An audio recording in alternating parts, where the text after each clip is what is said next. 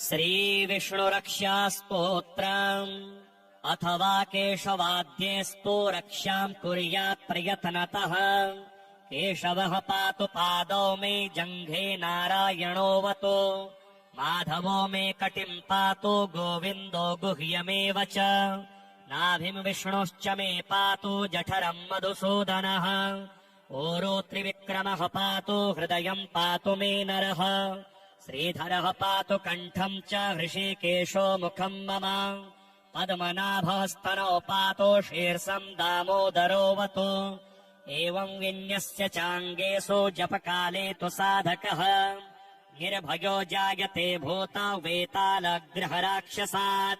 पुनर्निर्निसत्प्रयतनेन ध्यानम् कुर्वन् समाहितः। पुरस्तात् केशवः पातु चक्रे जाम्बूनदप्रभः। पश्चान्नारायणः शङ्खे नीलजीमूतसन्निभः। ऊर्ध्वमिन्दीवरः श्यामो माधवस्तु गदाधरः। गोविन्दो दक्षिणे पार्श्वे धन्वे चन्द्रप्रभो महान्। उत्तरे हरधृग्विष्णुः पद्मकिञ्जलकमसन्निभः। आग्नेय्यामरविन्दाक्षो मुसले मधुसूदनः। त्रिविक्रमः खड्गपाणिर्नैऋत्याम् ज्वलनप्रभः।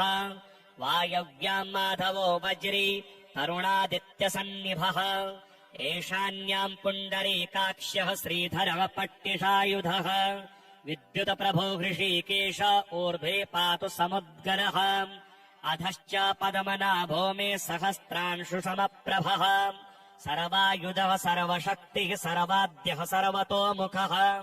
इन्द्रगोपप्रभः पायात् पाशहस्तोपराजितः। स बाह्याभ्यन्तरे देहमव्याद्दामोदरो हरिः। एवम् सर्वत्र निश्छिद्रम् नाम 12 पञ्जरम्। प्रविष्टोऽहम् न मे किञ्चिद भयमस्ति कदाचन। एवम् रक्ष्या विधायाथ दुर्धर्षो जायते नरः। सर्वेषु नृहरेर्मन्त्र वर्गेष्वेवम् विधिरमतः। श्रीविष्णुकवचस्तोत्र शान्ताकारम् भुजगशयनम् पद्मनाभम् सुरेशम्। विश्वाधारम् गगनसदृशम् मेघवर्णम् शुभाङ्गम्। लक्ष्मीकान्तम् कमलनयनम् योगिभिर्ध्यानगम्यम्। वन्दे विष्णुम् भवभयहरम् सर्वलोकैकनाथम्। मेघश्यामम् पीतकौशेयवासम् श्रीवत्साङ्गम् कौस्तुभोद्भासिताङ्गम्। पुण्योपेतम् पुण्डरीकायताक्ष्यम् विष्णुम् वन्दे सर्वलोकैकनाथम्। शशङ्खचक्रम् सकिरीटकुण्डलम् सपीतवस्त्रम् सरसेरुहेक्षणम्। सहारवक्षस्थलशोभिकौस्तुभम् नमामि विष्णुम् शिरसा चतुर्भुजम्। ॐ पूर्वतो माम् हरिः पातु पश्चात् श्रीः स दक्षिणे। श्रीकृष्ण उत्तरे पातु श्रीगो विष्णुश्च सर्वशः। ऊर्ध्वम् मे नन्दनी पातु अधस्तात् सारङ्भृत सदा। पादौ पातु सरोजाङ्गे अङ्गे पातु जनार्दनः। जानुनी मे जगन्नाथ उरु पातु त्रिविक्रमः। गुह्यम् पातु हृषीकेशः पृष्ठम् पातु ममाव्ययः। पातु नाभिम् ममानन्तः कुक्ष्यम् राक्षसमर्दनः। दामोदरो मे हृदयम् वक्ष्यः पातु नृकेशरी। करौ मे कालियारातिः भुजो भक्तार्थिभञ्जनः। कण्ठम् काराम्बुदश्यामः स्कन्धौ मे स्कन्समर्दनः। नारायणो मे व्यान्नासाम् कर्णो मे च प्रभञ्जनः। कपालम् पातु वैकुण्ठः जिह्वाम् पातु दयानिधिः। हास्यम् दशास्य हन्ताव्यात् नेत्रे मे पद्मलोचनः। ध्रुवौ मे पातु भूमा च ललाटम् मे सदाच्युतः। मुखम् मे पातु गोविन्दः शिखाम् गरुडवाहनः। माम् शेषसायि सर्वेभ्यो व्याधिभ्यो भक्तवत्सलः। पिशाचग्निज्वरेभ्यो माम् आपदिभ्यो वतु माधवः। सर्वेभ्यो दुरितेभ्यश्च पातु माम् पुरुषोत्तमः। इदम् श्रीविष्णुकवचम् सर्वमङ्गलदायकम् सर्वरोगप्रशमनम् सर्वशत्रुविनाशनम्। एवम् जजापयत्तत्काले शात्परश्चाक्षरम् परम्। त्रिसन्ध्यम् यः पठेच्छुद्धः सर्वत्र विजयी भवेत्। श्रीविष्णुमायास्तोत्र नमो देव्यै महाकाल्यै देवक्यै च नमो नमः। महालक्ष्मे विष्णुमात्रे राधादेव्यै नमो नमः। रेवत्यै पुष्पवत्यै च स्वर्णवत्यै नमो नमः। कामाक्षायै च मायायै नमो मात्रे नमो नमः। महावातप्रभावेन महामेघवरेण च जलधाराभिरुग्राभिर्भयम् जातम् हि दारुणम्। तस्माद्भयाद् भैरवी त्वमस्मान् सरक्ष किङ्करान्। तदा प्रसन्ना सा देवी जलम् शान्तम् तया कृताम्। अथवा केशवाद्यैस्तु रक्ष्याम् कुर्यात् प्रयत्नतः। केशवः पातु पादौ मे जङ्घे नारायणोऽवतु। माधवो मे कटिम् पातु गोविन्दो गुह्यमेव च। नाभिम् विष्णोश्च मे पातु जठरम् मधुसूदनः। ओरो त्रिविक्रमः पातु हृदयम् पातु मे नरः। श्रीधरः पातु कण्ठम् च हृषीकेशो मुखम् मम। पद्मनाभस्तनौ पातु शीर्षम् दामोदरोऽवतु। एवम् विन्यस्य चाङ्गेषु जपकाले तु साधकः। निर्भयो जायते भूता वेतालग्रहराक्षसात्। पुनर्निर्निसत्प्रयतनेन ध्यानम् कुर्वन् समाहितः। पुरस्तात् केशवः पातु चक्रे जाम्बूनदप्रभः। पश्चान्नारायणः शङ्खी नीलजीमूतसन्निभः। ऊर्ध्वमिन्दीवरः श्यामो माधवस्तो गदाधरः। गोविन्दो दक्षिणे पार्श्वे धन्वी चन्द्रप्रभो महान्। उत्तरे हलधृग्विष्णुः पद्मकिञ्जलकमसन्निभः। आग्नेय्यामरविन्दाक्षो मुसले मधुसूदनः। त्रिविक्रमः खड्गपाणिर्नैऋत्याम् ज्वलनप्रभः। वायव्याम् माधवो वज्री तरुणादित्यसन्निभः। एशान्याम् पुण्डरीकाक्षः श्रीधरः पट्टिषायुधः। विद्युतप्रभो हृषीकेश ऊर्ध्वे पातु समुद्गरः। अधश्च पद्मनाभो मे सहस्रांशुसमप्रभः। सर्वायुधः सर्वशक्तिः सर्वाद्यः सर्वतोमुखः। इन्द्रगोपप्रभः पायात् पाशहस्तोपराजितः। स बाह्याभ्यन्तरे देहमव्याद्दामोदरो हरिः। एवम् सर्वत्र निश्छिद्रम् नाम 12 पञ्जरम्। प्रविष्टोऽहम् न मे किञ्चिद भयमस्ति कदाचन। एवम् रक्ष्या विधायाथ दुर्धर्षो जायते नरः। सर्वेषु नृहरेर्मन्त्र वर्गेष्वेवम् विधिरमतः। श्रीविष्णुरक्षास्तोत्रम् अथवा केशवाद्यैस्तु रक्ष्याम् कुर्यात् प्रयत्नतः। केशवः पातु पादौ मे जङ्घे नारायणोऽवतु। माधवो मे कटिम् पातु गोविन्दो गुह्यमेव च। नाभिम् विष्णोश्च मे पातु जठरम् मधुसूदनः। ओरो त्रिविक्रमः पातु हृदयम् पातु मे नरः। श्रीधरः पातु कण्ठम् च हृषीकेशो मुखम् मम। पद्मनाभस्तनौ पातु शीर्षम् दामोदरोऽवतु। एवम् विन्यस्य चाङ्गेषु जपकाले तु साधकः। निर्भयो जायते भूता वेतालग्रहराक्षसात्। पुनर्निर्निसत्प्रयतनेन ध्यानम् कुर्वन् समाहितः। पुरस्तात् केशवः पातु चक्रे जाम्बूनदप्रभः। पश्चान्नारायणः शङ्खी नीलजीमूतसन्निभः। ऊर्ध्वमिन्दीवरः श्यामो माधवस्तो गदाधरः। गोविन्दो दक्षिणे पार्श्वे धन्वी चन्द्रप्रभो महान्। उत्तरे हलधृग्विष्णुः पद्मकिञ्जलकमसन्निभः। आग्नेय्यामरविन्दाक्षो मुसले मधुसूदनः। त्रिविक्रमः खड्गपाणिर्नैऋत्याम् ज्वलनप्रभः। वायव्याम् माधवो वज्री तरुणादित्यसन्निभः।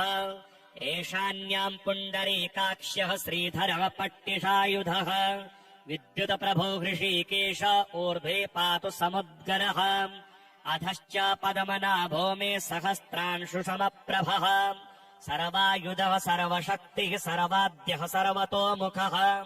इन्द्रगोपप्रभः पायात् पाशहस्तोपराजितः। स बाह्याभ्यन्तरे देहमव्याद्दामोदरो हरिः। एवम् सर्वत्र निश्छिद्रम् नाम 12 पञ्जरम्। प्रविष्टोऽहम् न मे किञ्चित् भयमस्ति कदाचन। एवम् रक्ष्या विधायाथ दुर्धर्षो जायते नरः। सर्वेषु नृहरिर्मन्त्र वर्गेष्वेवम् विधिरमतः। श्रीविष्णुकवच स्तोत्र। शान्ताकारम् भुजगशयनम् पद्मनाभम् सुरेशम् विश्वाधारम् गगनसदृशम् मेघवर्णम् शुभाङ्गम् लक्ष्मीकान्तम् कमलनयनम् योगिभिर्ध्यानगम्यम् वन्दे विष्णुम् भवभयहरम् सर्वलोकैकनाथम् मेघश्यामम् पीतकौशेयवासम् श्रीवत्साङ्गम् कौस्तुभोद्भासिताङ्गम् पुण्योपेतम् पुण्डरीकायताक्ष्यम् विष्णुम् वन्दे सर्वलोकैकनाथम् शशङ्खचक्रम् सकिरीटकुण्डलम् सपीतवस्त्रम् सरसेरुहेक्षणम् सहारवक्षस्थलशोभिकौस्तुभम् नमामि विष्णुम् शिरसा चतुर्भुजम्।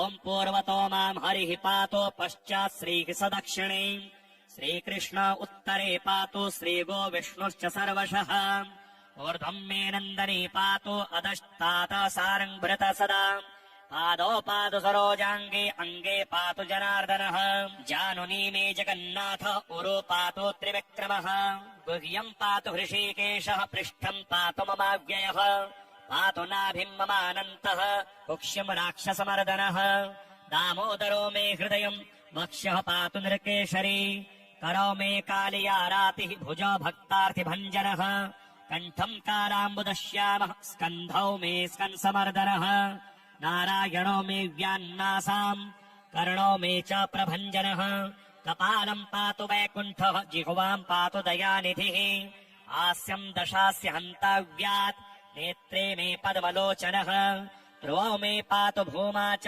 ललाटम् मे सदाच्युतः मुखम् मे पातु गोविन्दः शिखाम् गरुडवाहनः माम् शेषसायि सर्वेभ्यो व्याधिभ्यो भक्तवत्सलः पिशाचग्निज्वरेभ्यो माम् आपदिभ्यो वतु माधवः सर्वेभ्यो दुरितेभ्यश्च पातु माम् पुरुषोत्तमः।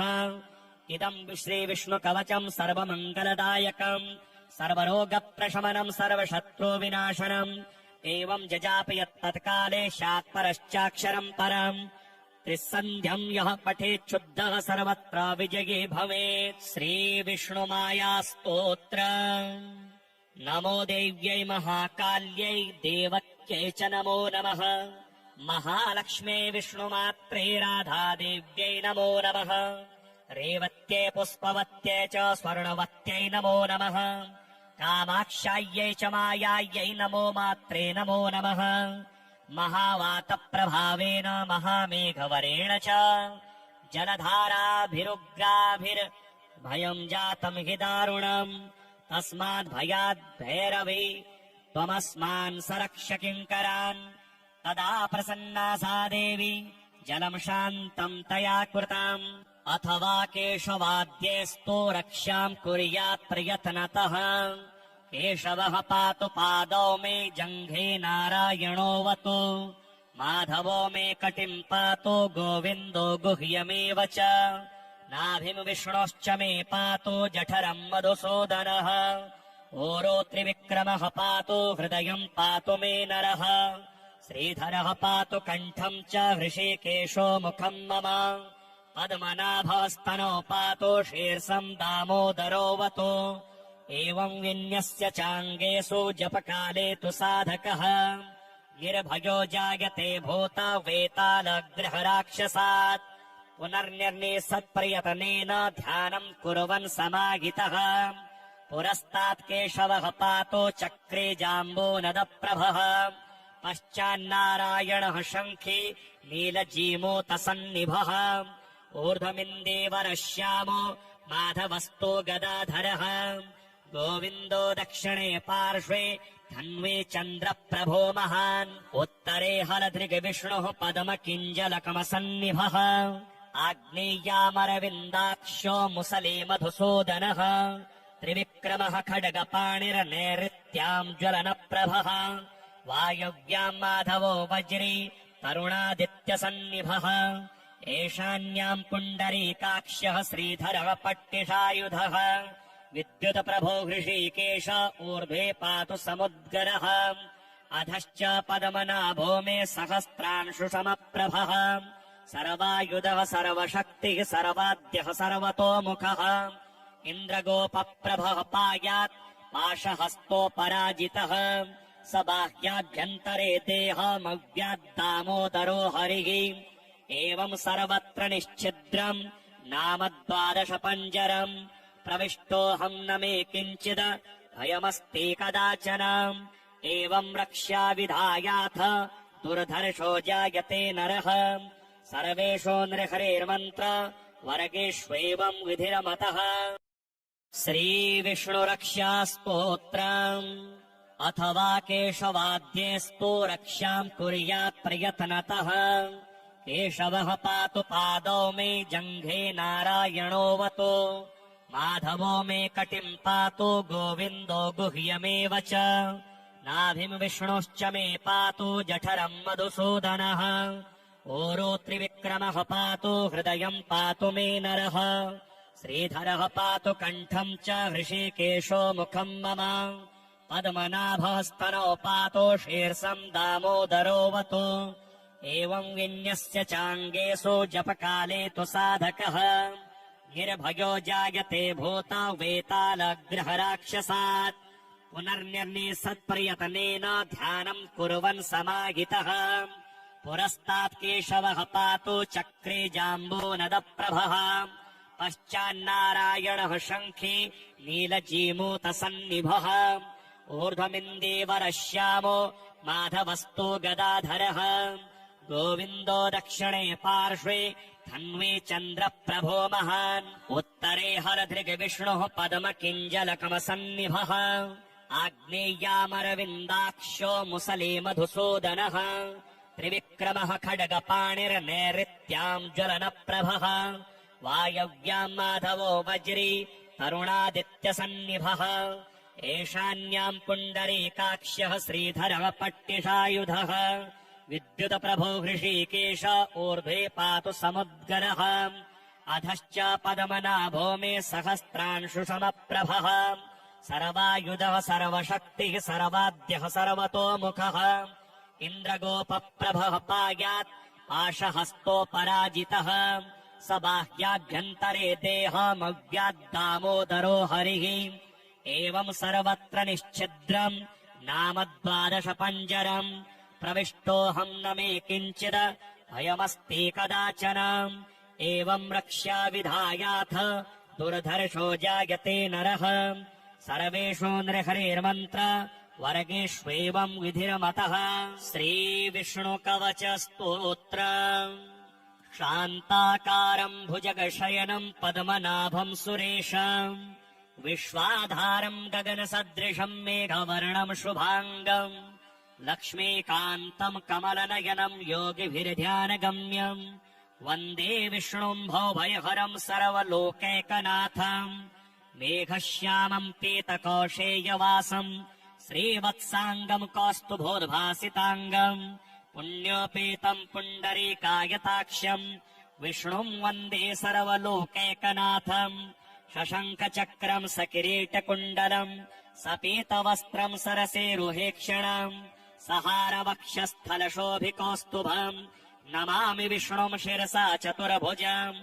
ॐ पूर्वतो माम् हरिः पातु पश्चात् श्रीः सदक्षिणे श्रीकृष्ण उत्तरे पातु श्रीगो विष्णुश्च सर्वशः ऊर्ध्वम् मे नन्दनी पातु अधस्तात् सारङ्भृत सदा पादौ पातु सरोजाङ्गे अङ्गे पातु जनार्दनः जानुनी मे जगन्नाथ उरु पातु त्रिविक्रमः गुह्यम् पातु हृषीकेशः पृष्ठम् पातु ममाव्ययः पातु नाभिम् ममानन्तः कुक्ष्यम् राक्षसमर्दनः दामोदरो मे हृदयम् वक्ष्यः पातु नृकेशरी करौ मे कालियारातिः भुजो भक्तार्थिभञ्जनः कण्ठम् कालाम्बुदश्यामः स्कन्धौ मे स्कन्समर्दनः नारायणो मे व्यान्नासाम् कर्णो मे च प्रभञ्जनः कपालम् पातु वैकुण्ठः जिह्वाम् पातु दयानिधिः हास्यम् दशास्य हन्ताव्यात् नेत्रे मे पद्मलोचनः ध्रुवौ मे पातु भूमा च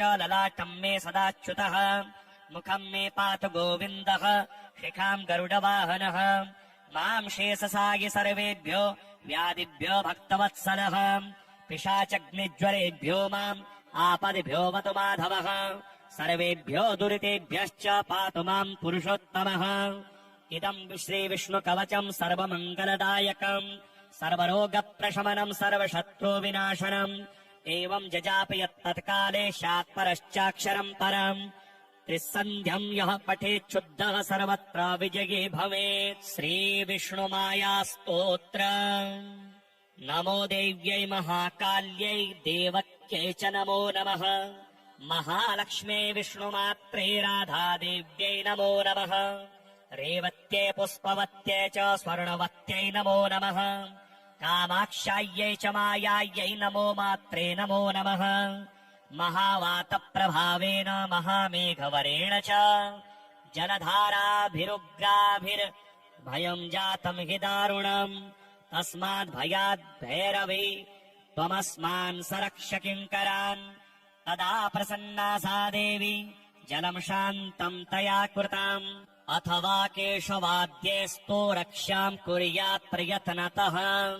केशवः पातु पादौ मे जङ्घे नारायणोऽवतु माधवो मे कटिम् पातु गोविन्दो गुह्यमेव च नाभिम् विष्णोश्च मे पातु जठरम् मधुसूदनः।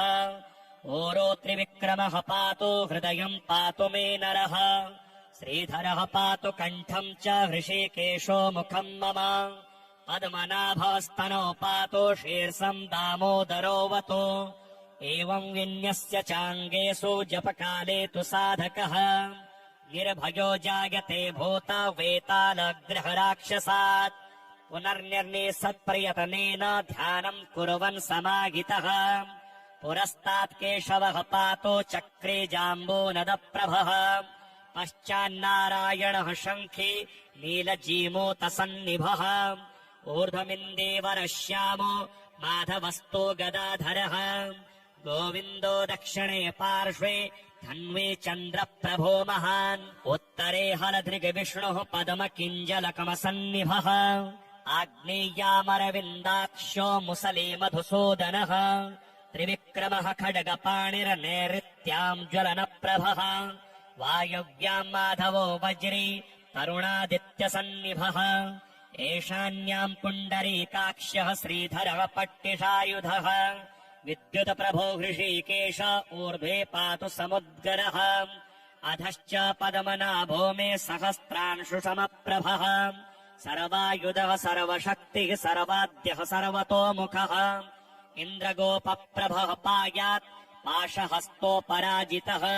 स बाह्याभ्यन्तरे देहमव्याद्दामोदरो हरिः। एवम् सर्वत्र निश्छिद्रम् नाम 12 पञ्जरम्। प्रविष्टोऽहम् न मे किञ्चिद भयमस्ति कदाचन। एवम् रक्ष्या विधायाथ दुर्धर्षो जायते नरः। सर्वेषु नृहरेर्मन्त्र वर्गेष्वेवम् विधिरमतः।